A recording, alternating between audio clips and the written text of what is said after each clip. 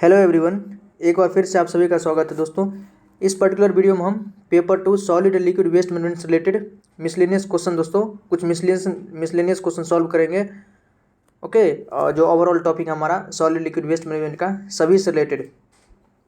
इससे पहले दोस्तों हम दो वीडियो अपलोड कर चुके हैं, आपका वीडियो नंबर 1 और वीडियो 2 मिसलेनियस क्वेश्चन से रिलेटेड। यदि आप नहीं देखे तो डिस्क्रिप्शन बॉक्स में लिंक है, वहाँ जाके देख सकते हैं। ओके, तो ये हमारा वीडियो नंबर 3 रहेगा दोस्तों। अच्छे अच्छे क्वेश्चन यहाँ पर सॉल्व करेंगे और जिससे आपका कॉन्सेप्ट भी और क्लियर हो जाए। तो आइए स्टार्ट करते हैं दोस्तों। देखिए, फर्स्ट क्वेश्चन है, in the transportation of municipal solid waste which type of system is ideal for the location where the waste generation rate is high. देखिए, अगर हम म्युनिसिपल सॉलिड वेस्ट का ट्रांसपोर्टेशन करते हैं तो कौन सा सिस्टम हमारे लिए आइडियल रहेगा। ओके, जहाँ पर वेस्ट जनरेशन यदि हाई होता है, अगर किसी भी लोकेशन पर वेस्ट जनरेशन यदि हाई होता है तो वहाँ के वेस्ट को, वहाँ के म्युनिसिपल सॉलिड वेस्ट को ट्रांसपोर्ट करने के लिए कौन सा आइडियल सिस्टम हमारे लिए आइडियल रहेगा। देखिए, फर्स्ट है हॉल्ड कंटेनर सिस्टम, सेकंड है स्टेशनरी कंटेनर सिस्टम, देन है 1 and 2 एंड द फोर्थ है नन ऑफ द अबव। देखिए, जहाँ पर वेस्ट जनरेशन हाई होगा दोस्तों वहाँ पर हम हॉल्ड कंटेनर सिस्टम यूज़ करेंगे। ऑलराइट, यही हमारे लिए आइडियल रहेगा जहाँ पर वेस्ट जनरेशन हाई रहेगा। ध्यान रखिए।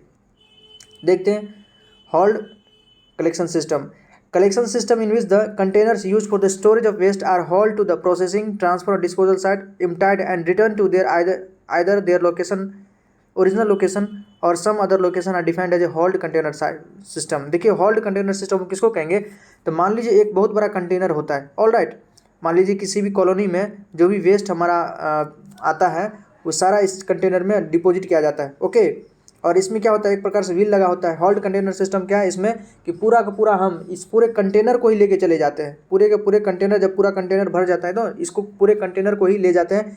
या तो उसको हम प्रोसेसिंग साइट पे ले जाएंगे, या ट्रांसफर स्टेशन पे ले जाएंगे, या डिस्पोजल साइट पे ले जाके इसको पूरा पूरा खाली करवा देंगे। ओके, इसका जो भी हमको करना होगा इसको खाली करके और फिर से लाके उसी लोकेशन पे इसको रख देंगे, ताकि नेक्स्ट डे के लिए फिर से यहाँ पर इसमें जो भी जिसको डस्टबिन वगैरह इसको अपना वेस्ट डालना होगा इसमें डाल देगा।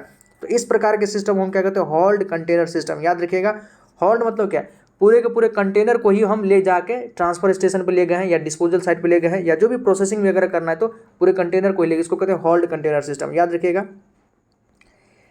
It is the flexibility many different sizes and shape for the collection of all type waste. अलग अलग मतलब इसमें फ्लेक्सिबिलिटी होता है, अलग शेप एंड साइज का हो सकता है ये। Require 1 truck and driver to accomplish the collection cycle. इसमें मेनली एक ट्रक और एक ड्राइवर की आवश्यकता होती है पूरे पूरे कलेक्शन साइकिल के लिए। देखिए, इट इज़ इकोनॉमिकल, ये थोड़ा किफ़ायती भी है।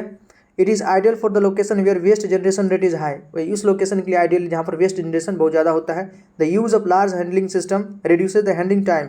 चूँकि हम बड़ा यूज़ कर रहे हैं दोस्तों, तो ये हमारा हैंडलिंग टाइम को भी कम कर रहा होगा। Reduces unsightly accommodation and avoids unsanitary conditions. जो अगर कुछ इससे अनसैनिटरी कंडीशन वगैरह होगा या एकोमोडेशन, थोड़ा इधर एकोमोलेट हो जाएगा वेस्ट या थोड़ा उधर एकोमोलेट जो कर देते हैं, अगर छोटा छोटा कंटेनर रहता है तो उसमें से भी ये हमको बचाता है। All right,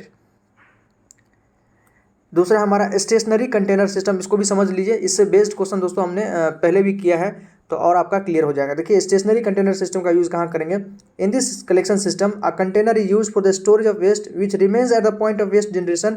this type of system इसको स्टेशनरी कंटेनर सिस्टम। देखिए, नाम ही इसका स्टेशनरी, मतलब किसी एक ही लोकेशन में इसको स्टेशनरी रख देंगे और इसमें जो भी वेस्ट आएगा, जो भी वेस्ट इसमें डिपॉजिट होगा, और जिसको भी वेस्ट अपना डिपॉजिट करना है अपने आके इसमें वेस्ट डिपॉजिट कर दे, और नेक्स्ट डे जब म्युनिसिपल वाले आएंगे इसको मतलब खाली करने के लिए, तो इसमें से अपना वो क्या करेंगे, वेस्ट को अपने ट्रक वगैरह में जहाँ भी होगा उसको लेना होगा वो ले लेंगे और इस कंटेनर को वहीं छोड़ देंगे, ताकि इसमें हम दोबारा फिर से वेस्ट को डिपॉजिट कर सके। मतलब इसको हम कहीं नहीं ले जाएंगे। ऑल राइट, तो ये हमारा स्टेशनरी कंटेनर सिस्टम है, ध्यान रखिएगा दोस्तों।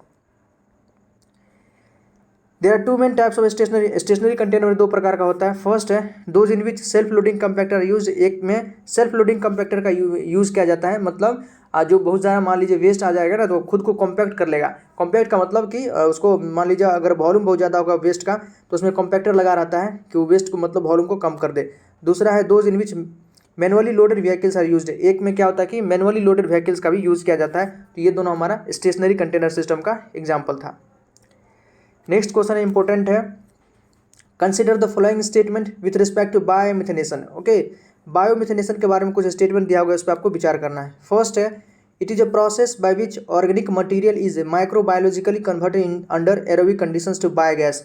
मतलब ये एक ऑर्गेनिक मटेरियल को जो हम हमारा माइक्रो ऑर्गेनिज्म है, बैक्टीरिया वगैरह है, उसके मदद से हम एरोबिक कंडीशन में बायोगैस में कन्वर्ट करते हैं। एरोबिक नहीं दोस्तों, एनएरोबिक कंडीशन में। ऑल राइट, आप स्लज डाइजेशन टैंक देखे होंगे, वो क्या होता है यूजुअली एनएरोबिक कंडीशन में हम उसको बायोगैस में कन्वर्ट करते हैं। या जैसे हमारा सेप्टिक टैंक है, इनहॉफ टैंक है, आप देखे होंगे, वो क्या होता है एनएरोबिक सस्पेंडेड ग्रोथ सिस्टम होता है, जहाँ पर बायोगैस का प्रोडक्शन होता है। ऑल राइट, तो एरोबिक नहीं एनएरोबिक, पहला तो गलत है हमारा। देन है 3 main physiological groups of microorganism involve: fermenting bacteria, organic acid oxidising bacteria and methanogenic archaea. यहाँ पर जो 3 ग्रुप का बैक्टीरिया यूज होता है, यस, पहला है फर्मेंटिंग बैक्टीरिया, एक तो है फर्मेंटिंग बैक्टीरिया, दूसरा है ऑर्गेनिक एसिड ऑक्सीडाइजिंग बैक्टीरिया और तीसरा है मेथोजेनिक आर्किया। मतलब ये तीनों ग्रुप का बैक्टीरिया यहाँ पर यूज होता है दोस्तों, मतलब बायोगैस प्रोडक्शन में इन तीनों का काम पड़ता है। ये मतलब नेचर में पहले से मिलता है, तो ये सही है दोस्तों। सेकंड स्टेटमेंट हमारा सही है।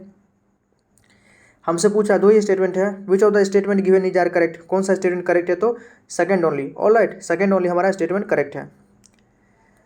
देखिए बायोमिथेनेशन, बायोमिथेनेशन मतलब माइक्रो ऑर्गेनिज्म की मदद से हम बायोमिथेन प्रोड्यूस कर रहे हैं दोस्तों, बायोगैस प्रोड्यूस कर रहे हैं। बायोगैस में मेनली क्या होता है, मिथेन ही होता है।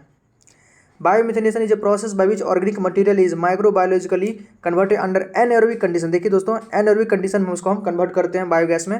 ओके, इसलिए पहला स्टेटमेंट जो वहाँ एरोबिक लिखा था वो गलत है। Anaerobic digestion is a bacterial fermentation process that operates without free oxygen and result in biogas containing mostly methane, carbon dioxide 40%। मतलब मीथेन यूजुअली कितना होता है, 60% होता है, कार्बन डाइऑक्साइड 40% के आसपास होता है। All right, biomethanation has dual benefit, gives biomass as well as a manure as in product. इस बायोमिथेनेशन में हमको डबल फायदा हो जाता है। पहला बात तो हमको मीथेन मिल जाता है, और मीथेन का हम गैस है दोस्तों एकदम, इसको कहते हैं clean fuel.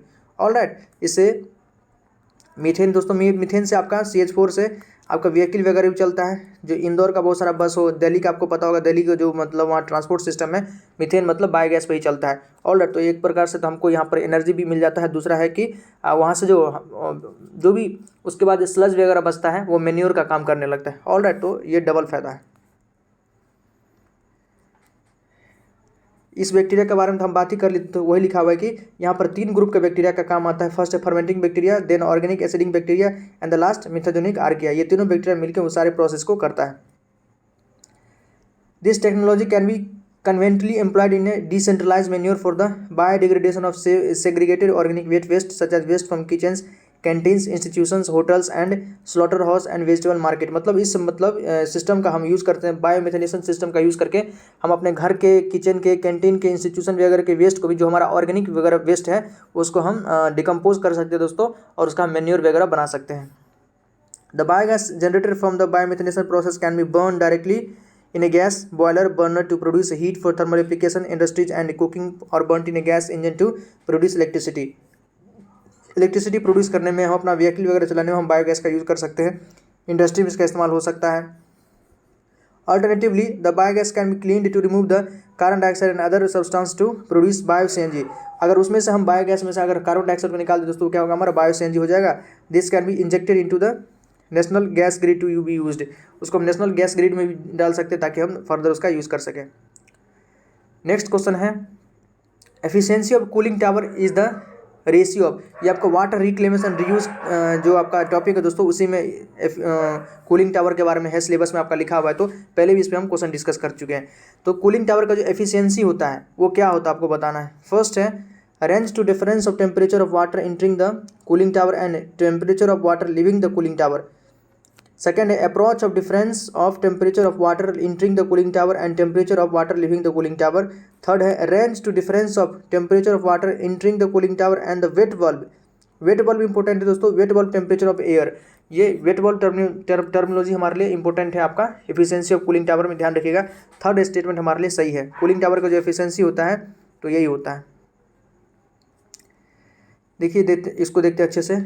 Cooling tower effectiveness और efficiency, it is the ratio of range of a cooling tower to the ideal range to be obtained. मतलब जो उसका रेंज है उससे आइडियल जितना हमको मिलता है उसका रेशियो है। It is expressed in percentage, percentage में इसको मतलब निकाला जाता है। Ideal range is equal to the difference between cooling tower inlet temperature, हमने आपको दोस्तों पहले भी इसको डिस्कस किया कि हमारा जो कूलिंग टावर होता क्या है। तो इस प्रकार से आप थर्मल पावर प्लांट में देखेंगे दोस्तों, इस प्रकार से एक बनाया रहता है एक इंफ्रास्ट्रक्चर, जो उससे क्या होता है वाटर वेपर, जो जहाँ से हम थर्मल पावर प्लांट में वाटर वेपर से इलेक्ट्रिसिटी प्रोड्यूस करते हैं, वो वेपर इतना ज़्यादा हॉट रहता है, उसमें टेम्परेचर रहता है, उसको हम डायरेक्ट वाटर बॉडीज में नहीं छोड़ सकते हैं। तो उसी मतलब वेपर को इसमें लाया जाता है दोस्तों। तो जिस टेम्परेचर पर इंटर करता है उसको हम क्या कहते हैं, इनलेट टेम्परेचर। वही है difference between cooling tower inlet temperature and ambient wet bulb temperature, और जो उसका एम्बिएंट वेट बल्ब टेम्परेचर होता है दोनों का क्या हमारा रेशो, उसी को हम क्या कहते हैं कूलिंग टावर इफेक्टिवनेस। देखिए आइडियल रेंज बराबर range upon range plus approach. Next question है in a vacuum flotation unit, जो वैक्यूम फ्लोटेशन यूनिट होता है, the vacuum pressure present in the aerated sludge cause the air bubbles to. तो जो vacuum pressure होता है aerated sewage, vacuum pressure present in the aerated sewage, जो vacuum pressure aerated sewage में present होता है वो एयर बबल्स को क्या करता है, वो आपको बताना है एयर बबल्स को क्या करता है, to expand and move downward. Air bubbles को मतलब एक्सपांड करके नीचे की तरफ मूव करवाता है, या to contract and move upward, to contract and move downward, to expand and move upward. तो दोस्तों जो एयर बबल होता है, जो वैक्यूम प्रेशर होता है वैक्यूम फ्लोटेशन यूनिट में, ये क्या करता है तो एयर बबल्स को एक्सपांड कर देता है। ऑल राइट, एक्सपांड करके ऊपर की तरफ इसको भेजता है, ताकि जो हमारा एयर बबल्स है उसके अंदर जो भी ऑयल एंड ग्रीज होगा वो ऊपर की तरफ आएगा, और स्किमिंग टैंक के थ्रू हम उसको बाहर निकाल लेंगे। क्योंकि ऑयल एंड ग्रीज क्या करता है तो ये हमारे डाइजेशन को स्लो कर देता है, डाइजेशन के रेट को स्लो कर देता है। तो उसके लिए हम वैक्यूम फ्लोटेशन यूनिट का वेस्ट वाटर को ट्रीटमेंट करने के लिए हम यूज़ करते हैं, ताकि जो हमारा बबल्स है, जो हमारा ऑयल एंड ग्रीज है दोस्तों, वो बबल्स बन के ऊपर की तरफ आ जाए और हम उसका मतलब उसको निकाल लें वहाँ से। देखिए vacuum flotation method, it is a waste water treatment process, waste water को ट्रीट करने का प्रोसेस है, डेट क्लेरिफाई वेस्ट वाटर, जो वेस्ट वाटर को आपको क्लीन करता है by the removal of suspended matter such as oil and solid, जो भी हमारा सस्पेंडेड मैटर होता है, ऑल राइट, जो डिजोल्व नहीं है, सस्पेंडेड है वाटर के अंदर, वेस्ट वाटर के अंदर, चाहे वो ऑयल हो सकता है या सॉलिड हो सकता है, ओके, उसको रिमूव करने का। The removal is achieved by dissolving air in the water और waste water under pressure and then releasing the air at the atmospheric pressure in a flotation basin. The removal is achieved by, ये कैसे किया जाता है तो dissolving air in the water to waste water under the pressure, pressure से मतलब उसमें हम वाटर को उसमें प्रेशर डेवलप करते हैं, जिसके कारण कि मतलब नीचे से एटमॉस्फेरिक प्रेशर से मिलके और वो उसके साथ एडहेयर कर जाता है, जुड़ जाता है, जो भी हमारा सस्पेंडेड सॉलिड है, ऑयल एंड ग्रीज हो सकता है, उसके साथ जुड़ के हमारा और वो ऊपर की तरफ आ जाता है। The released air forms tiny bubbles, देखिए जो हम एयर बबल्स छोड़ते हैं वो टाइनी बबल्स बना के which adhere to the suspended matter, जो सस्पेंडेड मैटर के साथ जुड़ जाता है, causing the suspended matter to float, और जिससे कारण जो हमारा सस्पेंडेड मैटर वो तैरने लगता है, to the surface of water where it may be then remove by skimming device, उसके बाद जो हम स्किमिंग डिवाइस लगाए हुए रहते हैं उससे हम उसको बाहर कर देते हैं। Dissolve air flotation is very widely used in treating the industrial waste water effluent, देखिए जो हमारा एयर फ्लोटेशन वैक्यूम पे हम यूज़ करते हैं दोस्तों, कहाँ पर तो इंडस्ट्रियल वेस्ट वाटर को ट्रीट करने के लिए यूज़ करते हैं। इफ्लेंट फ्रॉम द रिफाइनरी से जो इफ्लेंट वगैरह निकलता है, पेट्रोकेमिकल इंडस्ट्री से हो सकता है, केमिकल प्लांट से, नेचुरल गैस प्रोसेसिंग प्लांट से, इन सारे जगह से जो भी हमारा वेस्ट वाटर निकलता है उसके मतलब वहाँ पर हम वैक्यूम फ्लोटेशन यूनिट का यूज़ करते हैं। ऑलराइट, तो ध्यान रखिएगा दोस्तों। तो यह क्या क्या करता है हमारे, तो ये एक्सपांड करके ऊपर की तरफ लाता है जो भी हमारा सस्पेंडेड सॉलिड है उसको। नेक्स्ट क्वेश्चन है the amount of material that can be transferred and hauled at a smaller transfer station, देखिए स्मॉलर ट्रांसफर स्टेशन से हम कितना मतलब मटेरियल को होल्ड कर सकते हैं, उसको हम ले जा सकते हैं पर डे पूछा है तो the amount of material that can be transferred and hold at a smaller transfer station, कोई स्मॉलर ट्रांसफर स्टेशन वहाँ से हम कितना ले जा सकते हैं तो less than 100 ton per day, याद रखिएगा less than 100 ton per day. देखिए ट्रांसफर स्टेशन क्या होता है, तो transfer station is an intermediate station between the final disposal option and the collection point. Obviously transfer station क्या होता है दोस्तों, मान लीजिए ये हमारा डिस्पोजल पॉइंट है, मान लीजिए हमारा डिस्पोजल पॉइंट है, यहाँ जाके हमको वेस्ट को डिस्पोजल करना है, आइदर लैंडफिल करना होगा या इंसिनरेशन वगैरह जो भी करना है ये है, और ये बीच में होता है आपका ट्रांसफर स्टेशन, और ये जहाँ से हम कलेक्ट करते हैं ये आपका कलेक्शन पॉइंट हो गया। ऑल राइट, ये आपका ट्रांसफर स्टेशन हो गया। तो ट्रांसफर स्टेशन क्या है तो एक इंटरमीडिएट पॉइंट है जहाँ से हम क्या करते हैं तो एक जगह से वेस्ट कलेक्ट करके देन उसको हम जो हमारा डिस्पोजल यूनिट है वहाँ तक ले जाते हैं। All right, there is a need of having a transfer station in case that the disposal site is far from the collection area, जब हमारा डिस्पोजल एरिया अगर बहुत दूर है कलेक्शन एरिया से तो बीच में एक ट्रांसफर स्टेशन बनाना जरूरी हो जाता है। Where smaller collection vehicles transfer their about loads to the larger vehicles which then haul the waste long distance, जहाँ पर क्या होता है कि आप देखते होंगे जो म्यूनसिपल वाले दोस्तों आपसे आपके कॉलोनी में अगर वेस्ट को कलेक्ट करने के लिए आते हैं तो छोटा छोटा वैन से आते हैं। ऑल राइट, और वो वैन फिर अल्टीमेटली देखिएगा कहीं ट्रांसफर स्टेशन पे ले जाता है और सारे को एक बड़े व्हीकल में उसको स्टोर करके देन वो ट्रांसफर स्टेशन वगैरह मतलब ट्रांसफर स्टेशन पे पहले ले जाता है छोटा छोटा, और वहाँ ट्रांसफर स्टेशन पे बड़ा एक प्रकार से वैन लगा रहता है जो सबको उसमें डालता है, या तो उसको अगर वहीं पर सेग्रीगेट वगैरह करना है तो सेग्रीगेट कर लेता है, या अल्टीमेटली वो क्या करता है तो डिस्पोजल साइट पे ले जाता है बड़े व्हीकल में। Alright, the transfer station also serve as a pre-processing unit where wastes are dewatered, scooped और compressed। ट्रांसफर स्टेशन कभी कभी प्री प्रोसेसिंग यूनिट का भी काम करता है जहाँ पर हम उसको डीवाटर्ड कर सकते हैं, हम अपनी वेस्ट को स्कूप्ड कर सकते हैं, कंप्रेस्ड कर सकते हैं। मान लीजिए वॉल्यूम बहुत ज़्यादा है तो उसको हम कंप्रेस कर देंगे। Sorting recovery of recycle material और also carried out at transfer station. हो सकता है कि वहाँ पर वेस्ट का हम सेग्रीगेशन कर सकते हैं, प्रोसेसिंग वगैरह थोड़ा बहुत कर सकते हैं। अगर कुछ रिसाइकलेबल मटेरियल है तो हम उसको निकाल के उसका रिसाइकिल कर लेंगे। Based on capacity the transfer station are classified into 3 types. मतलब कैपेसिटी के अनुसार ट्रांसफर स्टेशन को 3 भाग में बांटा गया है। देखिए फर्स्ट है small transfer station, the amount of material that can be transferred and hold is less than 100 tons per day.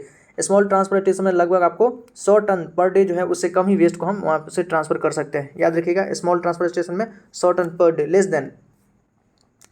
Medium में कितना है तो the amount of material that can be transferred and hold in between 100 ton and 500 ton. मतलब 100 ton से 500 ton के waste को हम यहाँ से होल्ड कर सकते हैं, ट्रांसफर कर सकते हैं। देन लास्ट है लार्ज ट्रांसफर स्टेशन, यहाँ पर आपका 500 टन से ज़्यादा, अगर 500 टन से ज़्यादा आपका वेस्ट है आपका दोस्तों तो वहाँ पर हम लार्ज ट्रांसफर स्टेशन का यूज़ करते हैं। तो हमसे पूछा था स्मॉल ट्रांसफर स्टेशन तो less than 100 ton per day. Okay,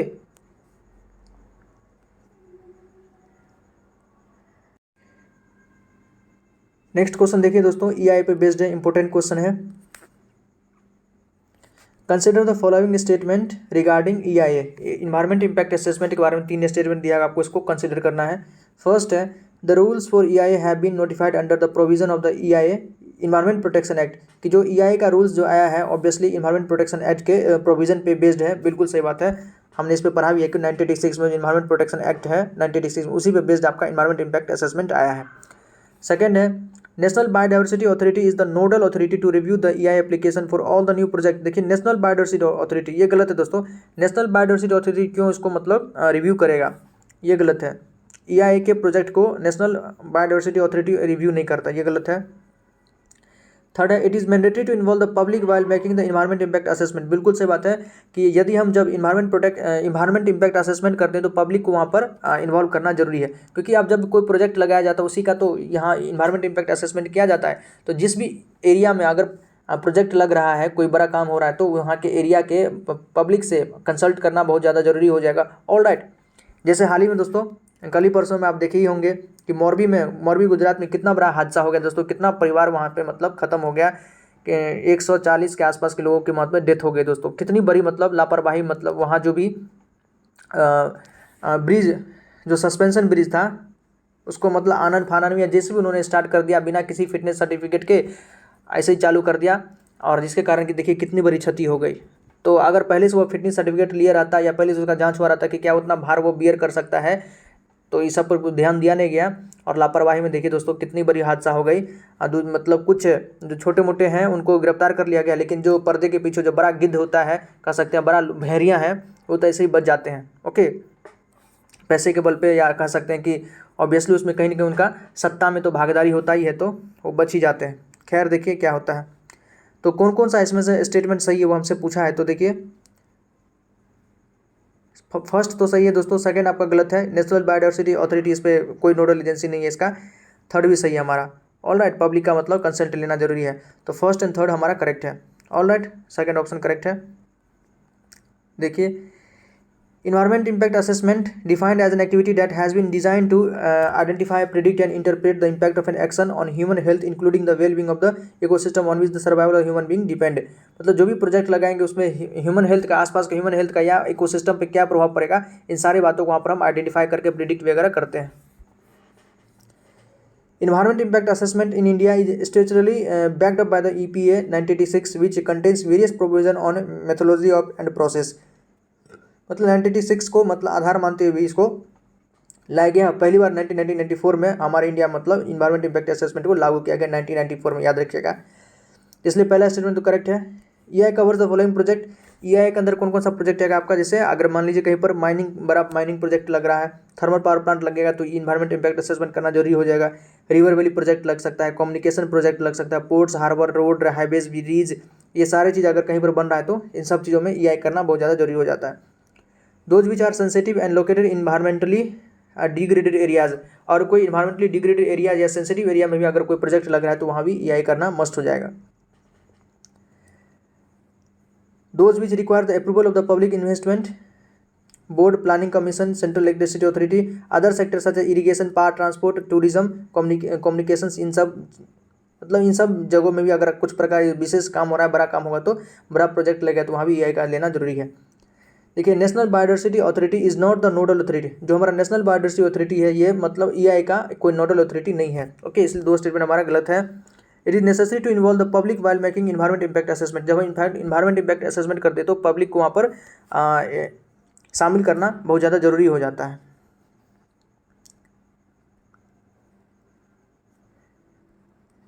ये सारा कुछ स्टेज दिया दोस्तों, 4 stage. The environment clearance process for new project consist of 4 stages, some of them which may not be required for all project. 4 stages हैं, कुछ जो project है वो सारे मतलब सभी प्रोजेक्ट के लिए एप्लीकेबल नहीं है। These 4 stage in sequential order, कुछ स्टेज दिया आपको सिक्वेंशियल ऑर्डर में, हम इस पर कई बात कर चुके हैं दोस्तों। फर्स्ट आपका स्क्रीनिंग स्टेज है, देन आपका आता है स्कूपिंग स्टेज। ऑल राइट, इसमें हम टर्म्स ऑफ रेफरेंस की बातें करते हैं। स्कूपिंग में टर्म्स ऑफ रेफरेंस याद रखिएगा। And then public consultation stage, and then आता है दोस्तों अप्रेजल स्टेज। ऑल राइट, ये सारा स्टेज आपका इन्वायरमेंट इम्पैक्ट असेसमेंट के अंतर्गत आता है। नेक्स्ट क्वेश्चन हमारा, the main component of integrated waste management are categorized in, जो हमारा इंटीग्रेटेड वेस्ट मैनेजमेंट है उसको उसके जो मेन कंपोनेंट को कितने भागों में कैटेगराइज किया गया है, कितने पार्ट में कैटेगराइज किया वो आपको बताना है। इंटीग्रेटेड वेस्ट मैनेजमेंट का तो 3 पार्ट में दोस्तों, इंटीग्रेटेड वेस्ट मैनेजमेंट का जो मेन पार्ट है उसको हम 3 कंपोनेंट में उसको कैटेगराइज किए हैं। देखिए कौन कौन सा है। The integrated waste management plan is the plan generally made for the disposal of solid waste, मतलब ये बनाया गया है सॉलिड वेस्ट को हम किस प्रकार से प्रॉपर डिस्पोजल कर सके उसके लिए इंटीग्रेटेड वेस्ट मैनेजमेंट प्लान बनाया गया है। दिस प्लान हैज़ 3 की कंपोनेंट, इसमें 3 की कंपोनेंट है। फर्स्ट, सोर्स रिडक्शन, सबसे पहला बात तो आपको सोर्स पे ही रिडक्शन कर लीजिए तो बेहतरीन है। It involves reducing the amount and toxicity of the waste produced, it is the most effective way to reduce the quantity of waste and also the cost associated with it has handling and its environment impact, मतलब जो भी हमारा waste produce हो रहा है उसकी toxicity को, या अगर हम वेस्ट को हम कम कर सकते हैं उसके प्रोडक्शन साइट पे ही, ऑन साइट पे भी, तो ये सबसे बढ़िया बेहतरीन तरीका हो सकता है। Then recycling, okay, it has to reduce the demand for resources and the amount of waste require disposable land filling, it involves the following। Recycling के अंदर कई सारा और स्टेप है, तो रिसाइकलिंग हमको क्या करेगा, मदद करेगा दोस्तों, तो ये हमको रिड्यूस करेगा डिमांड फॉर रिसोर्सेज, जो नए नए हमको रिसोर्सेज, जो बहुत ज़्यादा रिसोर्स की आवश्यकता होगी उस रिसोर्स को उस रिसोर्स पे एक प्रकार से बर्डन कम करेगा। ऑब्वियसली आप चीज़ों को रिसाइकल कर रहे हैं, चीज़ों को दोस्तों रिसाइकल कीजिएगा तो ऑब्वियसली हमारे रिसोर्सेज पर कम लोड पड़ेगा। ऑलराइट, इसमें कई सारे स्टेप हैं। फर्स्ट है the separation and sorting of waste material, जो हमारा वेस्ट मटेरियल उसको सही से हम सेपरेट कर ले। देन है the preparation of sorted out material for reuse और रीप्रोसेसिंग, और जो हमारा जो भी हम सॉर्टेड मटेरियल है उसको हम सही से रीयूज और रीप्रोसेसिंग कर ले तो बेहतरीन होगा। जैसे दोस्तों बहुत सारा फ़ोन होता है, जैसे फ़ोन ही है, हल्का फल्का कोई ख़राब होता है, लेकिन जिसके पास पैसा हो तो क्या करते, पूरा का पूरा फ़ोन को ही वो इधर उधर कहीं पर किसी को बेच देते हैं, या जैसे तैसे उसका सही से यूज़ नहीं करते हैं। लेकिन उस फ़ोन को यदि सही से अगर ठीक करवा दिया जाए, मान लीजिए हल्का फल्का अगर कुछ गड़बड़ी तो ठीक करा के उसको दोबारा यूज़ किया जा सकता है, तो इससे हम क्या करें, रिसोर्स को, बहुत बड़े रिसोर्स को बचा लिए। ओके, पैसा भी बचता है, रिसोर्स भी बचता है, तो ये एक बढ़िया तरीका है। एंड द लास्ट है डिस्पोजल, तो 3 स्टेप है हमारा। फर्स्ट है आपका रिड्यूस, अगर कितना ज़्यादा हम रिड्यूस कर सकते हैं तो वो बेहतरीन तरीका। देन है रिसाइकल एंड देन है डिस्पोजल। ओके, तो ये इंटीग्रेटेड वेस्ट मैनेजमेंट का 3 स्टेप है। Next question very very important है। The CPCB central pollution control board was constituted under, जो CPCB का जो दोस्तों गठन हुआ है वो किसके अंदर गठन हुआ है। ओके, CPCB का जो गठन हुआ है वो किसके अंडर। फर्स्ट है air prevention and control of pollution 1981, ये गलत है दोस्तों। इसका जो गठन हुआ है CPCB का, तो water prevention and control of pollution act 1974 से हुआ। ओके, इसके अंदर ही उसका गठन हुआ है, याद रखिएगा। CPCB was constituted under the water prevention and control of pollution act 1974। Alright,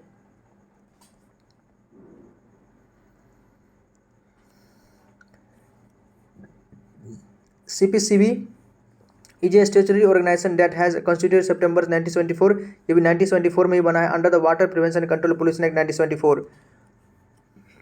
CPCB was interested with power and functions under the air prevention and control of pollution act 1981, मतलब ये जो हम इसमें जो कुछ पावर दिया गया वो एयर प्रिवेंशन कंट्रोल 1981 का है, उससे भी रिलेटेड इसमें कुछ पावर दिया है, लेकिन बनाया गया वो आपका 1974 के बेसिस पे ही।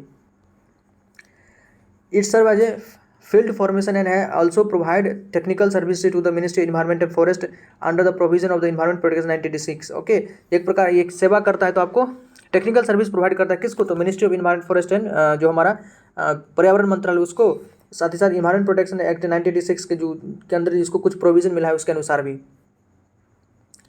The principle function of CPCB are, CPCB का कुछ फंक्शन देखते हैं। To promote the cleanness of streams and wells in different areas of the state by prevention control and abatement of water pollution. सबसे पहला बात है कि इसको मतलब क्लीननेस को, सफाई को बढ़ावा देना है, चाहे वो रिवर का स्ट्रीम्स हो सकता है, वेल्स हो सकता है, कुआं हो सकता है, या कोई और भी दूसरा एरियाज हो सकता है उसको, ताकि हम वेस्ट को कंट्रोल करके और उसको क्लीननेस पर ध्यान दें।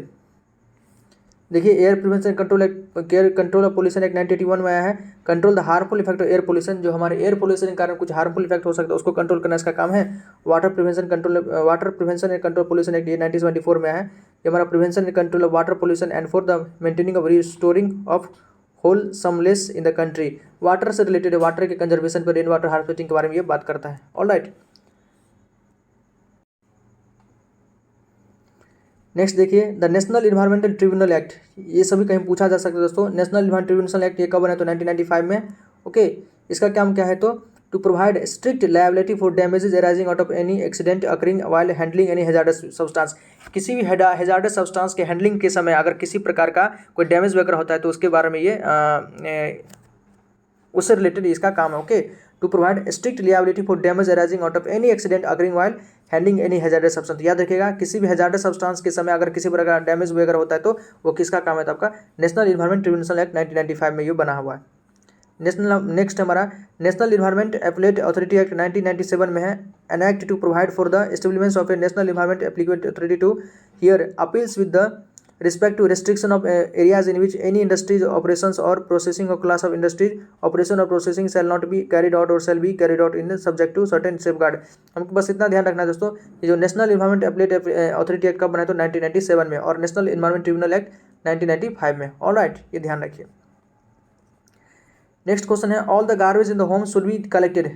हमारे घरों का जो भी गार्बेज वगैरह है उसको कहाँ पर कलेक्ट करना चाहिए, डस्टबिन में, कॉर्नर ऑफ द किचन के कोना में, घर के बाहर, या कहीं पर नहीं। ओके, तो ऑब्वियसली बात है दोस्तों, जो भी घर का कचरा है उसको कहाँ पर स्टोर करना चाहिए, गार्बेज है उसको डस्टबिन में ही उसको हमको रखना चाहिए। ऑलराइट, सभी लोग रखते भी हैं। देखिए garbage is a term for domestic waste और junk that is produce on a daily basis, food scrap, vegetable peels, fruit peels, waste paper, glass item, undesired plastic items, metal item, rags, old women items, it is all example garbage. ये सारा चीज़ दोस्तों garbage के अंतर्गत आता है, और obviously garbage को हमको डस्टबिन में ही रखना चाहिए। आसान है। नेक्स्ट क्वेश्चन इंपॉर्टेंट है, which of the following city established a waste removal system for the first time. देखिए वह सबसे पहला कौन सा शहर है जहाँ पर वेस्ट रिमूवल सिस्टम एस्टेब्लिश किया गया, वेस्ट रिमूवल सिस्टम का स्थापना किया गया, वो सबसे पहला सिटी कौन सा है। इंडिया में है, एथेंस में है, लंदन में है, या न्यूयॉर्क में। तो सबसे पहले दोस्तों एथेंस में, याद रखिएगा, ग्रीक की जो राजधानी एथेंस है, यहीं पर सबसे पहले आपका वेस्ट रिमूवल सिस्टम, जो वेस्ट रिमूवल सिस्टम इसको सबसे पहले यहाँ पर एस्टेब्लिश किया गया था। कहाँ पर, तो एथेंस में। Waste removal system for the first time establish in Greece 322 BC before Christ. दोस्तों ये बहुत दिन पहले, मतलब ईसा मसीह के जन्म से भी 320 साल पहले इसको मतलब वहाँ पर सिस्टम को लागू किया गया था। This system involve the following, देखिए इसमें क्या क्या था, the practice of throwing wastage on to unpaved street and roadways had been forbidden by the authorities of the time. उस समय में जो भी मतलब वहाँ पे अथॉरिटीज़ थे दोस्तों, उन लोगों ने क्या कर दिया था, एक प्रकार से मना करवा दिया कि आप मतलब रोड वगैरह पे या स्ट्रीट में जो भी डस्टबिन वगैरह डालते हैं उसको मत डालिए, वेस्ट डालते हैं उसको मत डालिए। देखिए उसी समय में कितनी बड़ी बात है, ऐसा सिस्टम तो हमारे यहाँ भी था। सिंधु घाटी सभ्यता में अगर हम देखें तो वहाँ की जो सड़कें थी बहुत ज़्यादा चौड़ी थी दोस्तों, और सड़कें बहुत साफ़ सुथरा रहता था। तो यही तो लगभग हमारे यहाँ भी था। Alright, it was made compulsory that property owners were responsible for cleaning the street fronting their property. It was made compulsory that property owners were responsible for cleaning the street fronting their property। मतलब ये जो भी वहाँ के कोई भी property का honour, मान लीजिए आपके घर के सामने का जो भी मान लीजिए दोस्तों सड़क है, गली है, उसको साफ करने का जिम्मेवारी आपका खुद होगा। ऑब्वियसली ऐसा लोग करते भी हैं। मान लीजिए किसी का शॉप है मार्केट में, या आपका घर ही अगर मेन रोड पे है, तो अपने घर के आगे थोड़ा बहुत लोग यूजुअली कर ही देते हैं, साफ सुथरा थोड़ा बहुत कर ही देते हैं। ओके, स्कूल से मेन रोड पर, तो स्कूल्स वाला क्या करता है कि रोड के सामने जो भी जितना बड़ा भाग है उसको वो साफ सुथरा कर देता है। तो ये तो अमूमन होता ही है। Disposal method such as open pits were adopted located just outside the city walls. वहाँ देखिए डिस्पोजल मेथड एक प्रकार का लैंडफिल वगैरह उन लोगों ने बनाया था सिटी के बाहर लगभग।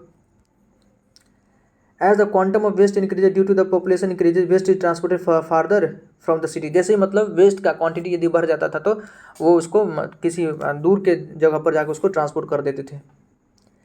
नेक्स्ट क्वेश्चन है, आसान है बट इंपॉर्टेंट है दोस्तों, टर्मिनोलॉजी रिलेटेड है। Refers to the action of crushing and grinding. मतलब क्रशिंग और ग्राइंडिंग हम किसको कहते हैं? ओके, क्रशिंग और ग्राइंडिंग अगर वेस्ट का करना है तो वो किसको कहते हैं? पल्वराइजेशन है, श्रेडिंग है, कंपोस्टिंग है, या इंसिनरेशन है। तो आई थिंक कि इस पर हम इतना ज़्यादा चर्चा कर चुके हैं दोस्तों, आपको ये फिंगर पे होगा, आपका टिप्स पे होगा। पल्वराइजेशन का मतलब दोस्तों पीसना। पल्वराइजेशन का मतलब क्या होता है? आपका पीसना होता है। इसी में हम क्या करते हैं? क्रश और ग्राइंड करते हैं। ओके, तो यही हमारा आंसर हो जाएगा। श्रेडिंग का मतलब क्या होता है? कतरना होता है। श्रेडिंग का मतलब होता है कतरना। तो ये मतलब वो आपका टीयर करना, मतलब जिसको हम चीरना फाड़ना कहते हैं, वो आपका श्रेडिंग होता है। कंपोस्टिंग तो जानते हैं, इंदौर मेथड, बेंगलोर मेथड दोस्तों, जिसमें हम मैन्योर बनाते हैं। ओके, इंसिनरेशन तो हम इंसिनरेशन क्या होता है? तो in the presence of oxygen हम कंबस्ट करते हैं किसी भी चीज़ का, तो इंसिनरेशन होता है हाई टेम्परेचर पर। तो पल्वराइजेशन हमारा आंसर है। देखिए pulverization, the solid waste collected is powdered by means of crushing and grinding machines and thus reducing the volume waste. मतलब वेस्ट के वॉल्यूम को कम करने के लिए उसको हम क्या करते हैं? क्रश करते हैं या ग्राइंड कर देते हैं मशीन में, इसको हम पल्वराइजेशन करते हैं। श्रेडिंग मतलब it is the volume reduction, ये भी वॉल्यूम रिडक्शन टेक्निक है of bulky waste into smaller component, छोटे छोटे कंपोनेंट में। ऑल राइट, नेक्स्ट है आपका, what are the phases of landfill stabilization. Landfill stabilization का क्या क्या प्रोसेस हो सकता है वो आपको बताना है।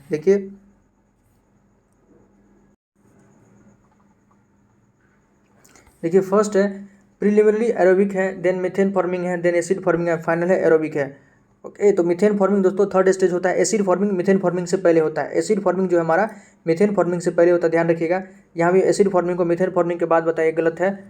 एसिड फॉर्मिंग मीथेन फॉर्मिंग से पहले होता है।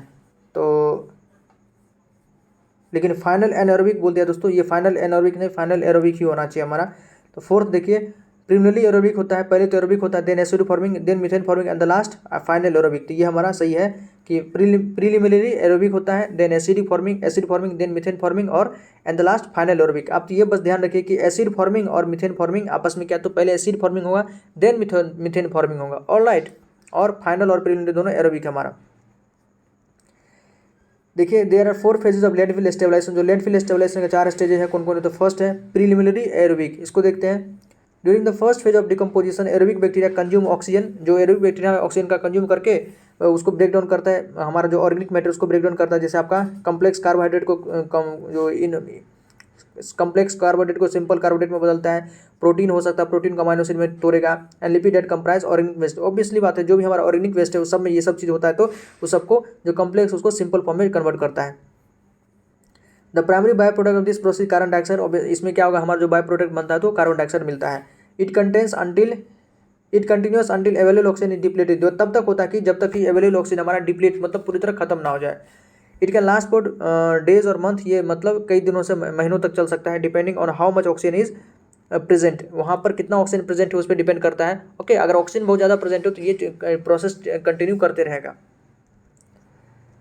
देन सेकेंड है acid forming. It start after the oxygen in the landfill has been used up. जैसे ऑक्सीजन खत्म हो जाता है पूरा, उसके बाद आपका कौन सा स्टेज चालू होता है? तो एसिड फॉर्मिंग। याद रखिएगा, सेकंड स्टेप है एसिड फॉर्मिंग। क्वेश्चन बन सकता है दोस्तों। Using an anaerobic process bacteria convert compound created by aerobic bacteria into acidic acid, lactic acid, formic acid and alcohol such as methane, methanol and ethanol. Using an anaerobic process, anaerobic process का प्रयोग करके जो bacteria हमारा है, bacteria convert compound created by aerobic bacteria, जो compound aerobic bacteria पहले से तैयार करके दिया था, जो कम्प्लेक्स जो हम देखे थे कम्प्लेक्स कार्बोहाइड्रेट था, प्रोटीन था, आपका लिपिड था, ऑब्वियसली बात उसको सिंपल करके जो हमारा एरोबिक बैक्टीरिया दिया था, अब क्या करेगा एनोरिक बैक्टीरिया उसको कन्वर्ट करेगा किस में? तो लैक्टिक एसिड में, एसिडिक फॉर्मिक एसिड में, अल्कोहल वगैरह में इसको कन्वर्ट करेगा, मेथनॉल एंड इथेनॉल में। All right, the landfill becomes highly acidic. इससे क्या होगा कि हमारा लैंडफिल पूरा का पूरा एसिडिक हो जाएगा, क्योंकि ऑब्वियसली बात एसिड फॉर्मिंग बैक्टीरिया काम कर रहा है। तो the gases by product are carbon dioxide hydrogen. यहाँ से जो गैसेस बाय प्रोडक्ट रिलीज होगा ये भी क्या होगा? तो कार्बन डाइऑक्साइड और हाइड्रोजन होगा। एंड देन है methane forming. In this stage methane producing bacteria begin to establish themself. अब जो मीथेन प्रोड्यूसिंग बैक्टीरिया खुद को वहाँ पर एस्टेब्लिश करना स्टार्ट कर देगा। Methane and acid forming producing bacteria have a symbiotic और म्यूचुअली बेनिफिशियल रिलेशनशिप। देखिए जो आपका एसिड फॉर्मिंग बैक्टीरिया और मीथेन फॉर्मिंग बैक्टीरिया दोनों आपस में सिम्बायोटिक एसोसिएशन पे काम करते हैं। Alright,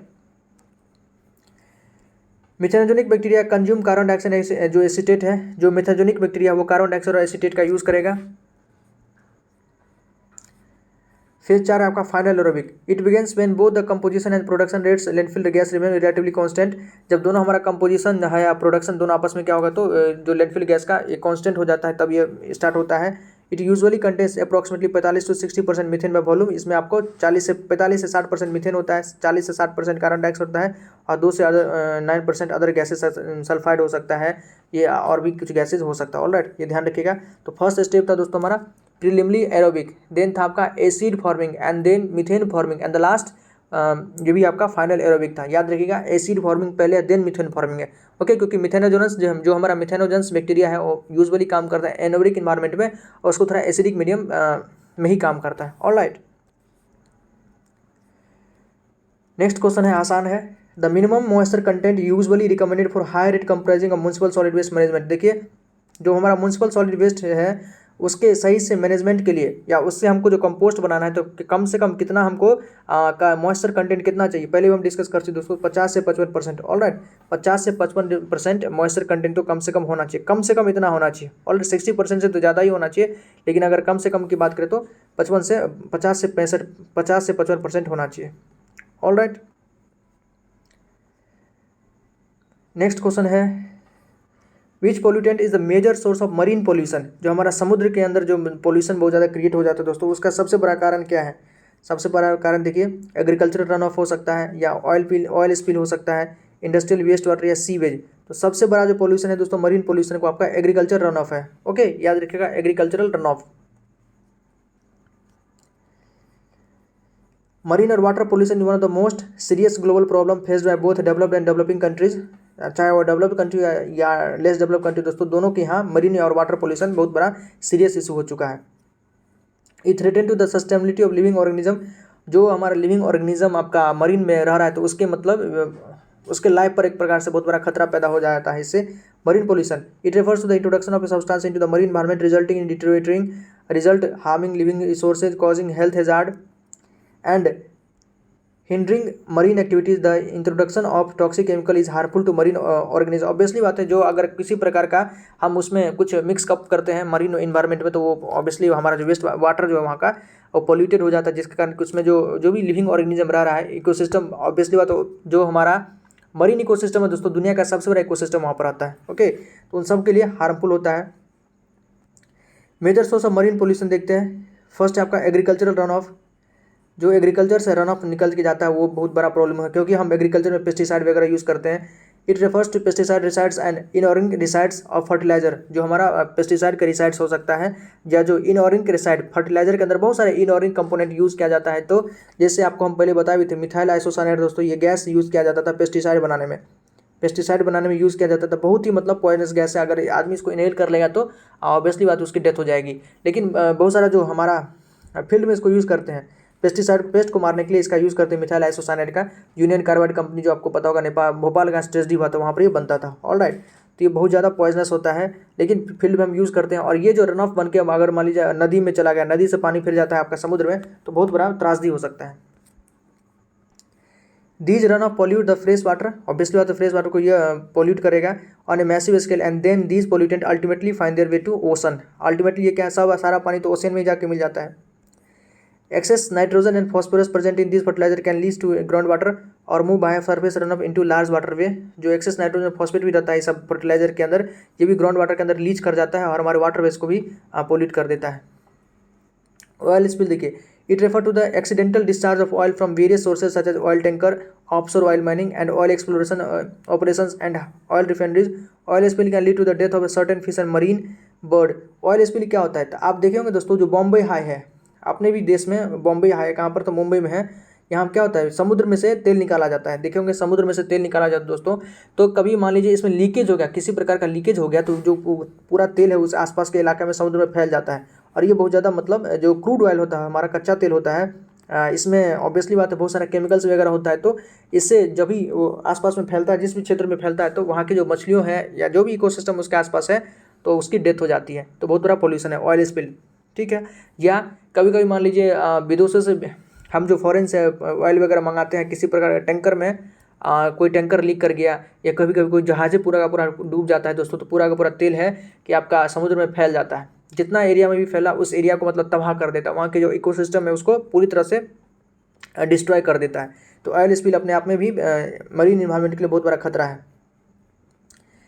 industrial waste water, industry से वेस्ट वाटर उसको हम इंडस्ट्रियल वेस्ट वाटर कहते हैं दोस्तों, आसान है क्योंकि इसके अंदर भी बहुत सारा पोल्यूटेंट होता है। लेकिन सबसे बड़ा समस्या मरीन, याद रखें हम लोग जो पढ़े हैं वो एग्रीकल्चर रन ऑफ है। नेक्स्ट क्वेश्चन है, which of the following are the special facilities to separate recycle into various system.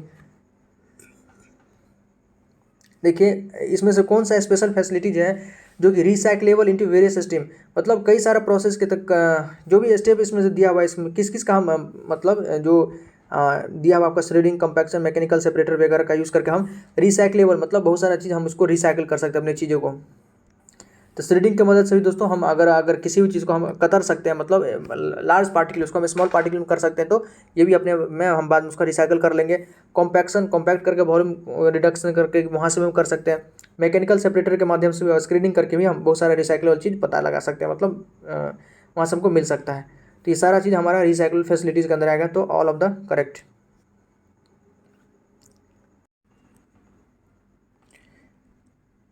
Next question है, इंपॉर्टेंट है दोस्तों, फाइटो रेमेडिएशन से रिलेटेड है, ये आपके सिलेबस का ही पार्ट है। ओके देखते हैं इसको। विच of the following statement about phyto remediation is correct. Phyto remediation के बारे में कौन सा स्टेटमेंट सही है। पहले तो फाइटो रेमेडिएशन को आप आसानी से समझ लीजिए दोस्तों। फाइटो का मतलब होता है प्लांट, रेमेडिएशन का मतलब एक प्रकार से ट्रीटमेंट करना, मतलब प्लांट की हेल्प से हम वेस्ट वाटर को ट्रीट करते हैं। प्लांट अपने आप में दोस्तों बहुत सारे मतलब हमारे वेस्ट वाटर को ट्रीट कर सकता है नेचुरल वे में, किसी प्रकार का आपको खर्च वगैरह नहीं पड़ेगा। एक बार प्लांट लगा दिए अपने आप जो है हमारा वेस्ट वाटर वगैरह ट्रीट हो जाएगा। जैसे कोविड के समय में देखे होंगे दोस्तों, नदी तालाब जो था खुद ब खुद अपने आप में एक प्रकार से थोड़ा बहुत साफ हो गया था, जब हम उसमें अगर वेस्ट ना फैलाएं, अगर हम ज़्यादा वेस्ट ना फैलाएं दोस्तों, तो अपने आप सब चीज़ को ऑटो बैलेंस हो जाएगा। क्या कहते हैं कि खुद को वो सब मैनेज कर लेगा, क्योंकि हमारे इकोसिस्टम में कह सकते हैं जो भी नेचुरल पावर है उसको सब ने इस प्रकार से सब चीज़ को बनाया है कि खुद में सब आपस में बैलेंस कर लेगा। ओके, तो फाइटो रेमेडिएशन बहुत सारा ऐसा प्लांट है कि जो आपका टॉक्सिक हैवी मेटल वगैरह होता है तो सबको वो एब्जॉर्ब कर लेता है, और जैसे ही वेस्ट वाटर से वो सारा हैवी मेटल वगैरह एब्जॉर्ब हो गया तो वो अपने आप पानी जो है आपका क्लीन हो जाता है। ओके, ऐसा हम इस पर केस स्टडी भी पढ़ चुके हैं। आर्टा जो यूएसए का एक्टॉन है उसके बारे में हम दोस्तों ये केस स्टडी पढ़ चुके हैं। ओके, देखिए phyto remediation, it is an in Situ method of removal and contaminant of A contaminant. मतलब ये इन सिटू मेथड है कंटामिनेंट को, कंटामिनेंट से मतलब जो टॉक्सिसिटी है, जो हमारा वेस्ट वाटर के अंदर जो टॉक्सिसिटी वगैरह उसको निकालने का एक तरीका है। बिल्कुल सही बात है, ये है। In phytoremediation the uptake of contaminate in plant अगर primary through the roots of the plant. हम पहले बात की थी दोस्तों कि बहुत सारे प्लांट ऐसा है जिसके रूट्स में या वो अपने रूट से क्या करता है, तो जो हैवी मेटल वगैरह है, हमारा हैवी मेटल हो सकता है जो वाटर के अंदर टॉक्सिक एलिमेंट्स वगैरह दोस्तों, उसको क्या करता है अपने रूट से एब्जॉर्ब कर लेता है और उसको न्यूट्रीफाई कर देता है। ऑलराइट, तो ये भी सही है। नेक्स्ट है, it can be used only against organic contaminate का। ये सिर्फ ऑर्गेनिक कंटामिनेट के लिए यूज होता है, तो बिल्कुल गलत बात है। ये ऑर्गेनिक प्लस नॉन ऑर्गेनिक दोनों के लिए भी यूज होता है। ऑलराइट, हमसे पूछा है कि करेक्ट आंसर कौन सा है, तो फर्स्ट एंड सेकंड करेक्ट है दोस्तों, तो सेकंड ऑप्शन हमारा करेक्ट है, फर्स्ट एंड सेकंड। ऑलराइट, इसको देखते हैं और अच्छे से। देखिए phytoremediation is the direct use of living green plant for in situ और in place removal degradation contamination और कंटामिनेट। ओके, मतलब हम क्या करते हैं, सिर्फ ग्रीन प्लांट को, यहाँ पर हम ग्रीन प्लांट को डायरेक्ट यूज करते हैं अपने वेस्ट वाटर को डिग्रेड करने के लिए। ओके, उस वहाँ से जो हमारा कंटामिनेट उसको रिमूव करने के लिए। ये देखिए इंपॉर्टेंट लाइन है दोस्तों, phytoremediation can be use to clean up metals को क्लीन करने के लिए, पेस्टिसाइड वगैरह को क्लीन करने के लिए, रिमूव करने के लिए, सॉल्वेंट वगैरह है, एक्सप्लोसिव है, क्रूड ऑयल है, आपका पॉली एरोमेटिक हाइड्रोकार्बन है एंड लैंडफिल लीचेन, इन सबको ट्रीट करने के लिए हम फाइटो रेमेडिएशन टेक्निक का यूज़ कर सकते हैं। बेस्ट टेक्निक होता है, नेचुरल तरीके से हो जाता है, किसी प्रकार का हमको जो कॉस्ट इफेक्टिव तो है ही, और पोल्यूशन के लिए भी मतलब इको फ्रेंडली है दोस्तों, जिसको कहते हैं इको फ्रेंडली, बहुत ज़्यादा ये इको फ्रेंडली है। ऑलराइट, नेक्स्ट क्वेश्चन है, what is the order of the waste management hierarchy from most to least favour. देखिए वेस्ट मैनेज को मैनेज करने का ऑर्डर क्या है, सबसे ज़्यादा से लेके सबसे कम, मतलब किसको आप सबसे पहले रखिएगा, देन सबसे कम में किसको रखिएगा वेस्ट को मैनेज करने का। तो ऑब्वियसली बात हम सबसे पहले क्या करेंगे दोस्तों, प्रिवेंट करने की कोशिश करेंगे कि वेस्ट को हम कम से कम जनरेट करें। तो सबसे पहले हम प्रिवेंट करेंगे, जिसको हम रिड्यूस भी कहते हैं। ऑलराइट, रिड्यूस के बाद हम क्या कर सकते हैं कि जो भी हमारा वेस्ट अगर है, अगर कोई वेस्ट है तो उसका हम दोबारा अगर यूज़ कर सकते हैं, रीयूज़, तो ये बेहतरीन तरीका होगा। रीयूज़ अगर मान लीजिए रीयूज़ हो भी गया, बहुत सारा वेस्ट है जिसको हम रीयूज़ नहीं कर सकते हैं, ओके, और तो उसका क्या कर रहे हैं हम, रिसाइकल। अगर रिसाइकल हो सकता है तो इंडिविजुअल लेवल पे इंडिविजुअल लेवल रिसाइकल द्वारा लेंगे, नहीं तो उसको हम जो उसको रिसाइकल करता है उसको यहाँ भेज देंगे। और सबसे अल्टीमेटली हमारे पास मतलब अगर कुछ नहीं कर पा रहे तो हम क्या करेंगे, अल्टीमेटली उसको हम डिस्पोज कर देंगे दोस्तों, डिस्पोजल। तो ये हमारा कुछ होना चाहिए, स्टेप होना चाहिए। सबसे पहले या तो प्रिवेंट कीजिए, रिड्यूस कीजिए, then reuse, then recycle and then disposal. Alright, तो देखिए ये कहाँ है, तो फोर्थ ऑप्शन में है दोस्तों, prevention, reuse, recycle and disposal. Disposal हमारा लास्ट होना चाहिए स्टेप। जब कुछ हो पाए नहीं बचा तो हम क्या करेंगे, डिस्पोजल करेंगे। ऑलराइट, ये देखिए ऑर्डर है आपका। सबसे पहले आपका रिडक्शन कीजिए, रीयूज कर लीजिए, रिसाइकिल कर लीजिए, अगर रिकवरी हो रहा है तो रिकवरी कर लीजिए, देन डिस्पोज कर लीजिए। डिस्पोज तो अल्टीमेटली हमको करना ही है, ओके। तो लीस्ट फेवर्ड हमारा डिस्पोजल है। नेक्स्ट क्वेश्चन है, when the organic matter present in the sanitary landfill decomposes it generate. जब ऑर्गेनिक मैटर डिकम्पोज होता है सैनिटरी लैंडफिल में तो वो क्या जनरेट करता है, मीथेन, नाइट्रोजन, हाइड्रोजन। तो दोस्तों मीथेन हमने कई बार पढ़ा है कि क्या होता है, यूजुअली हमसे मीथेन रिलीज करता है और CO2, मीथेन और CO2 मेनली होता है। नाइट्रोजन, हाइड्रोजन ओरिजिनल फॉर्म में नहीं, ओके। तो मीथेन और CO2 आपका रिलीज करता है। तो फर्स्ट ऑप्शन हमारा करेक्ट है, methane, okay. By product of the decomposition is the sanitary landfill, आपका मीथेन है, कुछ लीचेट हो सकता है। ऑलराइट, नेक्स्ट क्वेश्चन है, देखिए question solid waste management rule से रिलेटेड है कि as per the solid waste management rules 2016 in India which of the following statement is correct. कौन सा स्टेटमेंट आपसे सही है। तो आपका रूल्स पता होना चाहिए आपको दोस्तों, सॉलिड वेस्ट मैनेजमेंट रूल्स 2016। हमने waste management rules and regulation पे पूरा वीडियो आपको प्रोवाइड कराया है, आप उसको जाकर अच्छे से देख सकते हैं और समझ सकते हैं। देखिए क्या है, waste generator has to be segregate waste into 5 categories. बिल्कुल गलत बात दोस्तों, जो हम इसमें बताया क्या 2016 के रूल में कि 3 कैटेगरीज में आपको वेस्ट को सेग्रीगेट करना है। फर्स्ट है वेट, देन है ड्राई एंड द लास्ट है आपका हैजार्डस वेस्ट। ऑलराइट, तो इस 3 कैटेगरी में वेस्ट को आपको सेग्रीगेट करना है। तो ये 5 कैटेगरी करा तो ये तो गलत है। The rules are applicable to notifies urban local bodies, notified towns and the industrial township only. या इसमें क्या सिर्फ आपका शहरी मतलब निकाय शामिल है या आपका इंडस्ट्रियल निकाय शामिल, बिल्कुल गलत बात दोस्तों। इसके अंदर आपका जो रूरल है, रूरल एरिया को भी इसमें शामिल किया गया, क्योंकि वहाँ भी अब बहुत ज़्यादा वेस्ट जनरेट हो रहा है, तो ये भी गलत है। The rules provide for exact and elaborate criteria for the identification of site for landfill and waste processing facility. बिल्कुल से बात है कि ये हमें इस रूल के बाद, इस रूल में ये बिल्कुल लिखा हुआ है कि किस प्रकार से आप लैंडफिल को आइडेंटिफाई कीजिएगा और वेस्ट को प्रोसेसिंग करने का क्या क्या फैसिलिटीज़ वगैरह हो सकता है, तो इसके बारे में इन्होंने बात किया है। ठीक है, ये तो हमारा सही है। नेक्स्ट स्टेटमेंट देखते हैं, it is mandatory on the part of the waste generator that the waste generated in one district can not be moved in another district. इसके बारे में दोस्तों कहीं मैंडेटरी नहीं, कहीं लिखा नहीं गया है कि आप अगर एक डिस्ट्रिक्ट में वेस्ट जनरेट होता है तो उसको हम दूसरे डिस्ट्रिक्ट में ट्रांसपोर्ट नहीं कर सकते, ऐसा नहीं, बिल्कुल गलत बात है। मान लीजिए कोई डिस्ट्रिक्ट एक लेस डेवलप डिस्ट्रिक्ट है तो कोई दूसरा ज़्यादा डेवलप डिस्ट्रिक्ट है और वहाँ पर प्रोसेसिंग फैसिलिटीज़ वगैरह है, अवेलेबल है, तो ऑब्वियसली बात हम अपने वेस्ट को वहाँ पर ट्रांसपोर्ट कर सकते हैं। तो ये मैंडेटरी नहीं, ऐसा कुछ नहीं लिखा होता। फोर्थ स्टेटमेंट हमारा गलत है, तो ये थर्ड हमारा सही है दोस्तों, याद रखिएगा थर्ड सही है। देखिए waste generator would have now to segregate waste into 3 stream, 3 stream में उसको सेग्रीगेट करना है। आपका बायोडिग्रेडेबल ड्राई हो सकता है, उसके बाद है आपका हैजार्डस वेस्ट में है और डोमेस्टिक वेट में है, ड्राई में है और डोमेस्टिक हैजार्डस वेस्ट में, तीनों में करना है। It is not mandatory for the waste generator that the waste generated in one district can not be move to another. ऐसा कुछ मैंडेटरी नहीं है, तो ये स्टेटमेंट हमारा गलत था। नेक्स्ट क्वेश्चन है, a completely oxidise waste water contains nitrogen in the form of.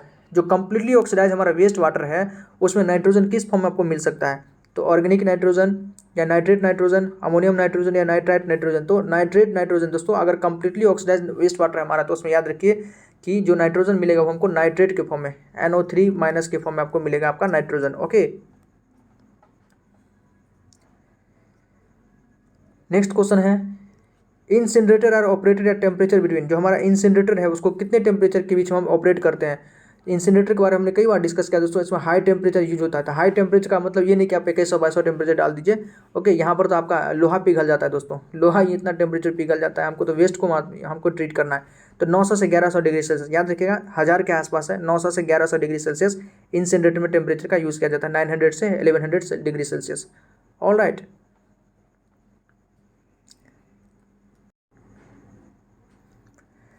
Next question है CPCB recently levelled which 5 chemicals as toxic in the manufacturing of cracker and thereby prohibited their respective use. देखिए CPCB ने किस chemicals के किस 5 chemicals को toxic होने के कारण उसको मैन्युफैक्चरिंग फायर क्रैकर में उसका इस्तेमाल होता था पहले, उसको प्रोहिबिट कर दिया, मना कर दिया। याद रखिए फायर क्रैकर्स में जो CPCB ने कुछ 5 केमिकल्स को मना कर दिया जो बहुत ज़्यादा टॉक्सिक था, वो 5 केमिकल का नाम आपको बताना है। All right. देखिए फर्स्ट है आपका antimony, lithium, mercury, arsenic and lead. Then antimony, lithium, chromium, lead and nickel, कैरियम, लीड, निकल, जिंक। जिंक तो नहीं हो सकता, जिंक आयरन ये नहीं हो सकता आपको। निकल भी नहीं है दोस्तों, ओके। निकल भी हमारा उतना टॉक्सिक नहीं होता है, यहाँ भी निकल है, निकल भी आपको उतना टॉक्सिक नहीं होता है। तो बचा कौन, ये दोस्तों एंटीमनी है आपका, लिथियम है, मरकरी है, आर्सेनिक, लीड, ये आपका बहुत ज़्यादा पॉइजनस होता है, ओके, बहुत ज़्यादा टॉक्सिक होता है ये सब। इसलिए तो देखिए लिथियम कितना ज़्यादा टॉक्सिक, इसको आप आसानी से समझ सकते हैं। जो आपके फ़ोन में यूज होता है दोस्तों lithium cell battery, lithium cell battery आपके फ़ोन में इस्तेमाल होता है, और ये इतना ज़्यादा टॉक्सिक था, यही कारण है कि आपका बैटरी अब अपने फ़ोन से रिप्लेसेबल नहीं है। पहले आपका जो फ़ोन आता था उसमें आराम से आप बैटरी निकाल लेते थे बाहर से, उसको भी मास्टर चार्ज में चार्ज कर लेते थे। अब वो क्या होता है, इनबिल्ट बैटरी आपका पहले से वहाँ पर बना हुआ बैटरी है, उसको हम आसानी से निकाल नहीं सकते, ओके। बहुत ज़्यादा अगर प्रॉब्लम ही आ गया बैटरी में तब जाके हम खोल सकते हैं, नहीं तो पहले क्या था कि आसानी से हम बैटरी खोल लेते थे। अब तो बैटरी वाले पोर्शन को हम नहीं खोल सकते हैं। कारण वही कि लिथियम दोस्तों लोग वहाँ के क्या करते थे, निकालते थे बैटरी वगैरह को, और बार बार निकाले अंदर करने से उससे क्या होता था, कहीं कहीं बैटरी डैमेज हो जाता था, और उसको सही से डिस्पोजल तो होता नहीं था। ई वेस्ट का कितना ज़्यादा डिस्पोजल होता है आप तो जानते ही हैं, तो वो बहुत ज़्यादा टॉक्सिक है इन्वायरमेंट के लिए भी और हमारे हेल्थ के लिए भी बहुत ज़्यादा टॉक्सिक है। तो लिथियम तो बहुत ज़्यादा टॉक्सिक है। मरकरी का क्या कहना है दोस्तों, मरकरी बायो मैग्नीफिकेशन करवा देता है, तो मरकरी भी टॉक्सिक है। लेड आपके इंक में होता है दोस्तों, लेड पीबी आपका इंक में होता है, पेपर वगैरह जो छपता है उसके इंक में आपका लेड का यूज़ होता है। इसलिए पेपर को हम इस पर क्वेश्चन भी सॉल्व किए थे कि पेपर का इस्तेमाल आप अपने फूड आइटम्स को रैप करने में मत किया कीजिए, इस पर मतलब क्वेश्चन भी किए थे। आर्सेनिक वाटर में दोस्तों, वाटर में यदि आर्सेनिक ज़्यादा हो जाए तो इससे हेल्थ पर बहुत ज़्यादा इफेक्ट पड़ता है, और एंटीमनी भी हमारे लिए टॉक्सिक है। तो antimony, lithium, mercury, arsenic, lead याद रखिए, इसको प्रोहिबिट कर दिया है, okay. In 2017 the Supreme court ban the use of these chemicals in fire cracker. Supreme court ने देखिए फायर क्रैकर में आपका जो फटाका है उसमें इन सारे केमिकल्स का यूज बैन कर दिया है। आपका एंटीमनी हो सकता है, lithium, mercury, arsenic and lead. The next year it band barium 2, अगले साल बेरियम को भी बैन कर दिया है from 2019। The Supreme Court added only green fire crackers, उन्होंने बोला कि अब सिर्फ ग्रीन फायर क्रैकर्स को ही मतलब अलाउ किया है, और those which lower rates of emissions, particulate matter 2.5 and particulate matter 10, मतलब जो ग्रीन क्रैकर है उसी को अलाउ किया है, और जिसका पार्टिकुलेट मैटर लगभग 2.5 के आसपास हो उसको मतलब अलाउ किया है, इससे कम वाले को नहीं। नेक्स्ट क्वेश्चन इंपॉर्टेंट है, there are several factors which affect the present as well as future waste quantity and composition. बहुत सारा ऐसा फैक्टर है, कई सारा ऐसा फैक्टर है जो कि प्रेजेंट और फ्यूचर वेस्ट क्वांटिटी को मतलब अफेक्ट कर रहा है दोस्तों। जो भी अभी हमारा जो वेस्ट जनरेट हो रहा है और अल्टीमेटली फ्यूचर में जो वेस्ट जनरेट होगा उसको कई सारे फैक्टर ऑब्वियसली बात है उसको इफेक्ट कर रहा है। And some of which are listed in the option, कुछ आपको नीचे ऑप्शन में दिया गया है, आपको बताना है कि कौन इसमें से नहीं है या कौन इसमें से गलत है, वो कौन ऐसा फैक्टर है जो कि ऑब्वियसली इसको मतलब डिसाइड नहीं करता है। देखिए सीजन्स, सेकंड ऑप्शन में बात करें दोस्तों, सीजन ऑब्वियसली बात है, सीजन जैसे रेनी सीजन दोस्तों, रेनी सीजन में क्या होता है कि हमारा वेस्ट बहुत ज़्यादा जनरेट होता है। हर चीज़ मतलब कुछ भी चीज़ अगर बाहर में रखा हुआ है अगर उसमें पानी लग जाता है दोस्तों वो वेस्ट ही हो जाता है एक प्रकार से। तो रेनी सीजन पे तो डिपेंड करता है दोस्तों। लेजिस्लेशन पे डिपेंड करता है। पब्लिक एटीट्यूड, ऑब्वियसली बात है अगर पब्लिक एटीट्यूड बहुत गलत हो जाए तो सही से वेस्ट को मैनेजमेंट नहीं कर पाएंगे तो वेस्ट हमारा बहुत ज़्यादा जनरेट होगा। अगर पब्लिक का एटीट्यूड अगर सही होगा तो बहुत सारी चीज़ को हम रीयूज़ कर सकते हैं, रिड्यूस कर सकते हैं, तो वेस्ट को हम कम जनरेट कर सकते हैं। ये तीनों सही है। लेकिन पॉपुलेशन नॉन डाइवर्सिटी इसका मतलब आपके वेस्ट के क्वालिटी और क्वांटिटी में कोई फर्क नहीं पड़ सकता। ओके दोस्तों, तो हमारा फर्स्ट ऑप्शन ये फॉल्स है। Okay, is a false factor that make no effect, ये मतलब फैक्टर हमारा इस पर कोई इफेक्ट नहीं करेगा। ओके, देखिए इसको देखते हैं। There are several factor which affect the present as well as future waste quantity and composition, some of which are listed below. First geographical location, location कहाँ है इस पर भी डिपेंड करता है। The influence of geographic location is related primarily to different climate and can influence both the amount of certain types of solid waste generated and the collected operation. To illustrate, in the warmer southern area where the growing season is considerably longer compare to the northern yard wastage are collected in considerably larger amount quantities and longer period of time. Okay, next है आपका seasons पे भी देखिए, seasons of the year have implication for the quantities and composition certain type of waste. For example the growing season of vegetables and fruit affect the quantity of food waste. मतलब जिस season में fruit का vegetables का दोस्तों season होता है उस समय वेस्ट भी बहुत ज़्यादा जनरेट होता है। अगर मान लीजिए कि अगर सही से वो बारिश बहुत ज़्यादा हो गया तो वेस्ट आपका मतलब बहुत सारा फसल आपका खराब हो जाता है तो वेस्ट जनरेट करता है। तो ये सब चीज़ों पर डिपेंड करता है। कलेक्शन फ्रीक्वेंसी पर भी डिपेंड करता है। Population diversity, the amount of waste generated is more in low income areas compare to the high income area.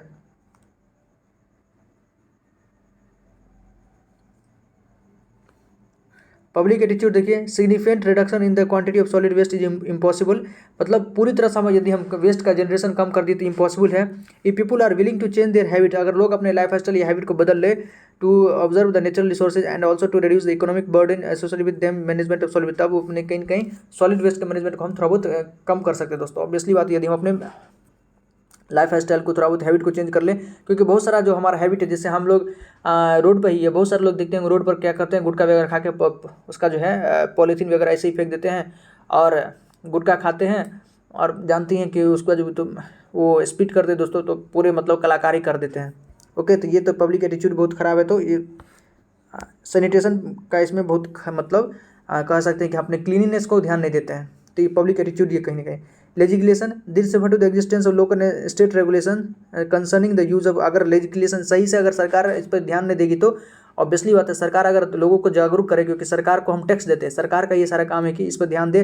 Road वगैरह क्या है, सरकारी संपत्ति होती है तो इसका साफ करना या जो हमारा घरों से वेस्ट वगैरह निकलता है उसका सही से डिस्पोजल करना, ये सरकार का ही काम है। यदि वो इस पर ध्यान नहीं देगी तो वेस्ट का हमारा फ्यूचर में इसका जो कह सकते हैं इसकी स्थिति और ख़राब हो सकती है। नेक्स्ट क्वेश्चन है, देखिए, आइडेंटिफाई द करेक्ट स्टेटमेंट और statements from practical and technical point of view. मतलब प्रैक्टिकल और टेक्निकल पॉइंट ऑफ व्यू से कौन सा स्टेटमेंट सही है आपको उसको बताना है। फर्स्ट है, in A 2 chamber septic tank, जो septic tank 2 chamber septic tank होता है, यूजुअली हमारा इमॉफ टैंक होता है दोस्तों, वो 2 चैम्बर ही होता है। The first chamber is a grit chamber, बिल्कुल जो फर्स्ट चैम्बर होता है गर्ड चैम्बर होता है। And second chamber is anaerobic chamber, बिल्कुल सही बात है। तो फर्स्ट स्टेटमेंट हमारा सही है। ओके, हमसे पूछा है कौन स्टेटमेंट करेक्ट है, तो फर्स्ट स्टेटमेंट हमारा करेक्ट है। ऑल राइट, देखिए सेप्टिक टैंक के बारे में दोस्तों हम लोग ने पढ़ा भी है तो इसको डिस्कस करने का कोई मतलब नहीं है। ऑल राइट, वैसे वीडियो दोस्तों बहुत ज़्यादा लंबा हो जाता है, बहुत ज़्यादा बोलना पड़ता है। नेक्स्ट है, which IIT has developed hydrothermal carbonisation technology for solid waste management. देखिए कौन सा IIT ये डेवलप किया है कि हाइड्रोथर्मल कार्बोनाइजेशन टेक्नोलॉजी किस IIT ने इसको डेवलप किया है सॉलिड वेस्ट को मैनेजमेंट करने के लिए। ऑलरेडी क्वेश्चन पूछा जा सकता है दोस्तों, इंपॉर्टेंट है। Which IIT has developed hydrothermal carbonisation technology, hydrothermal carbonisation technology कौन सा IIT डेवलप किया, तो IIT खड़गपुर, याद रखिएगा IIT खड़गपुर इसको डेवलप किया है। थर्ड ऑप्शन करेक्ट है। देखिए IIT Kharagpur researchers develops new technology hydrothermal carbonisation for solid waste management. Okay, this hydrothermal carbonisation technology can convert municipal solid waste to biofuel, soil amendment and absorbent, इसको कई चीज़ में वो convert कर सकता है। Okay,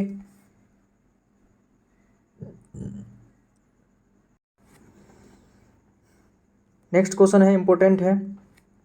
Which of the following is not a good landfill sealant for control of gas and leachate movement at sanitary landfill site। लेकिन sanitary landfill site पर से हमको आपका जो है ऑब्वियसली बात है, जो लीचेट रिलीज होता है दोस्तों, लीचेट के बारे में हम लोग ने पढ़ा है कि लीचेट रिलीज होता है, डिकम्पोजिशन जब हमारा वेस्ट डिकम्पोज करता है तो कुछ ना कुछ लीचेट रिलीज होता है। ओके, तो उसको रोकने के लिए कौन एक बढ़िया आपका सीलेंट नहीं है, सीलेंट का हम यूज़ करते हैं ताकि जो हमारा जो लीचेट है वो नीचे ग्राउंड वाटर के कॉन्टैक्ट में ना आए। ओके, तो thin layer of gravel, polyvinyl chloride, kaolinites या सोडियम कार्बोनेट। तो थिन लेयर ऑफ ग्रेवल दोस्तों, अगर ये तो पतला लेयर है तो थिन लेयर ऑफ ग्रेवल आपका एक प्रकार से इन्फिल्ट्रेशन यहाँ पर बहुत ज़्यादा हो जाता है, मतलब आसानी से जो लीचेट है वो नीचे ग्राउंड वाटर में सिप कर जाता है। तो ये हमारा बढ़िया आपका सीलेंट नहीं है। इसके अलावा पॉलीविनाइल क्लोराइड बहुत हैवी होता है दोस्तों, कायोलाइनाइट ये भी होता है, सोडियम कार्बोनेट ये सब आपका गुड सीलेंट है, but thin layer of gravel ये आपका गुड सीलेंट नहीं है, याद रखिएगा। देखिए several type of sealant can be used in different parts of landfill. Landfill के अलग अलग पार्ट में हम अलग अलग प्रकार का सीलेंट का यूज़ करते हैं। फर्स्ट है, the seal material used be should be more impermeable than the soil. Obviously बात है, जो भी हम सीलेंट मटेरियल यूज़ करते हैं वो बहुत ज़्यादा इम्परमेबल होना चाहिए, मतलब वहाँ से सीलेंट, वहाँ से जो हमारा लीचेट हो नीचे पास ना हो। ओके, इम्परमेबल मतलब जिस होकर कोई चीज़ पास ना करे उसको इम्परमेबल कहते हैं। परमेबल मतलब जिसमें आसानी से पास हो सके। देखिए PVC polyvinyl chloride is synthetic membrane, synthetic है इसलिए ये बढ़िया है। कायोलानाइड्स आर कंपाउंड क्ले, ये क्या होता है, तो कंपाउंड क्ले होता है, ये भी बेस्ट है। And sodium carbonate is an inorganic type of sealant, sodium carbonate हमारा इनऑर्गेनिक सीलेंट का इनऑर्गेनिक टाइप है, तो ये सब तो बेहतरीन है। देखिए due to pores in the thin layer of gravel, यदि आप ग्रेवल डालते हैं मतलब छोटा छोटा आप क्या करते हैं, एक प्रकार से स्टोन का टुकड़ा डालते हैं दोस्तों सीलेंट के फॉर्म में, तो ऑब्वियसली वहाँ से वाटर आपका सिप कर जाएगा leachate. It is not suitable as landfill sealant, it will not prevent the gases and chemicals from infiltration in ground water.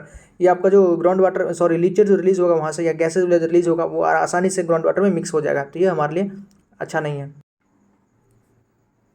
Next question है the hydraulic loading rate for a high rate trickling filter varies between, जो high rate trickling filter है दोस्तों उसका hydraulic loading rate आपका कितना मतलब कहाँ से कहाँ वेराइज करता है वो आपको बताना है। फर्स्ट है 1010 से 330 millilitre per day per hectare per day, ये सही है। हाँ 110 से 330 millilitre per hectare per day standard data है दोस्तों, आपको ध्यान ही रखना पड़ेगा। ओके 110 से 330 मिलीलीटर पर डे। देखिए एक था आपका high rate standard rate trickling filter, दूसरा हाई रेट ट्रिकलिंग फिल्टर। तो जो हमारा स्टैंडर्ड रेट ट्रिकलिंग फिल्टर है उसमें HLR कितना है, तो हमारा 10 से 40 है, इसमें 100 से 400 के आसपास है, तो वहाँ तो 110 से 330 आसानी से हम कहा जा सकता है। OLR ऑर्गेनिक लोडिंग रेट कितना होता है इसका, तो 0.11 से 0.37, यहाँ 0.37 से 1.185। ओके नेक्स्ट क्वेश्चन है unit operations use for separation and processing of waste material modify. Unit operation, unit process के बारे में हमने पढ़ा है दोस्तों। यूनिट ऑपरेशन हमारा क्या होता है, एक फिजिकल प्रोसेस होता है। ओके ये किसके लिए, तो किस ऑपरेशन के लिए मॉडिफाई है, तो जब हम फिजिकल है तो इसमें बायोकेमिकल हो नहीं सकता है, केमिकल हो नहीं सकता दोस्तों। ये हमारा क्या तो पीएच वैल्यू या फिजिकल कैरेक्टरिस्टिक्स, पीएच भी हमारा क्या केमिकल प्रोसेस है, तो केमिकल प्रोसेस के लिए हम लोग क्या करते हैं, यूनिट प्रोसेस करते हैं। याद रखिएगा जो हमारा केमिकल प्रोसेस के लिए हम यूनिट प्रोसेस करते हैं, और यूनिट ऑपरेशन के अंदर हम क्या करते हैं, फिजिकल कैरेक्टरिस्टिक्स ऑफ वेस्ट, जो हमारा वेस्ट है का फिजिकल कैरेक्टरिस्टिक्स उसको हम डिसाइड करते हैं यहाँ पर। तो फोर्थ ऑप्शन हमारा करेक्ट हो गया दोस्तों, याद रखिए physical characteristics of waste. Next है which of the following is not a method of solid concentration and stabilization during waste water treatment unit operation। जब waste water treatment unit waste water का जब हम ट्रीटमेंट करते हैं तो unit operation का इसमें से कौन सा एक प्रोसेस नहीं है। देखिए thickening, break point and super chlorination, dirt removal, incineration. Okay देखिए दोस्तों थिकनिंग है, break point and super chlorination, dirt removal, incineration है। तो जो हमारा break point and super chlorination होता है ना, वे हमारा मेथड नहीं आपका सॉलिड को कंसंट्रेशन और स्टेबलाइजेशन करना। Okay waste water treatment operations में।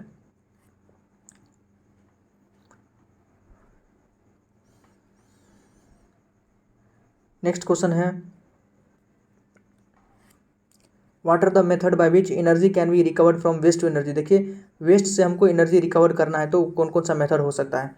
ऑब्वियसली बात हीट है, इलेक्ट्रिसिटी है, को जनरेशन, तो तीनों मेथड से हम दोस्तों वेस्ट से एनर्जी हम जनरेट कर सकते हैं। Okay waste to energy generate करने का तीनों मेथड है, तो 1 2 3 आर करेक्ट। आपका heat, electricity, cogeneration, all of the above are correct.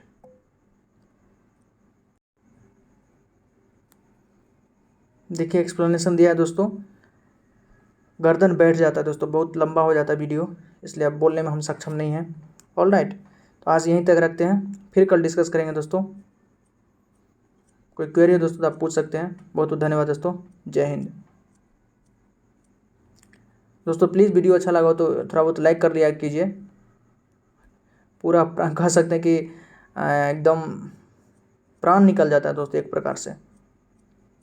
Okay